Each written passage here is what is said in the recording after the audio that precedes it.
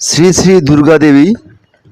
দুর্গা দেবী শক্তির দেবী, সকল শক্তির মিলিত রূপ দুর্গা।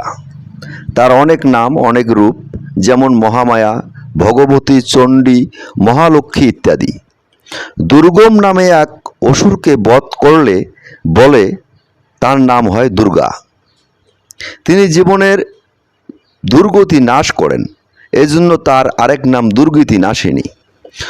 অতসী ফুলের মতো গাঢ় হলুদ দুর্গার গায়ের রং, পূর্ণিমার চাঁদের মতো সুন্দর তার মুখ, তার তিনটি চোখ, এজন্য তাকে ত্রিনয়না বলা হয়।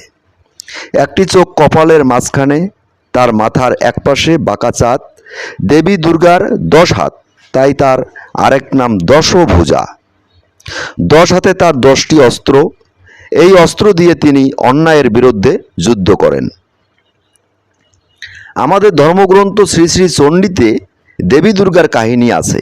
সেখানে থেকে জানা যায় দুর্গা মহিষাসুরকে বধ করেছেন, তাই তার এক নাম মহিষাসুর মর্দিনী।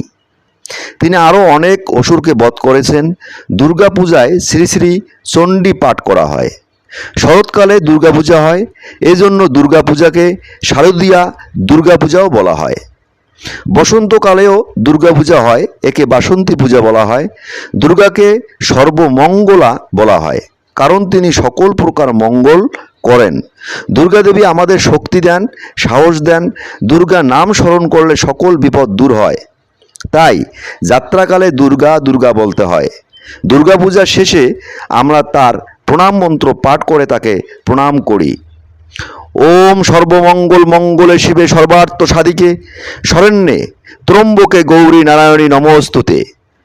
অর্থাৎ হে সর্বমঙ্গল দায়িনী, কল্যাণময়ী, সর্বার্থ প্রদানকারিণী, আশ্রয় স্বরূপিণী, ত্রিনয়না, হে গৌরী নারায়ণী, তোমাকে বারবার প্রণাম।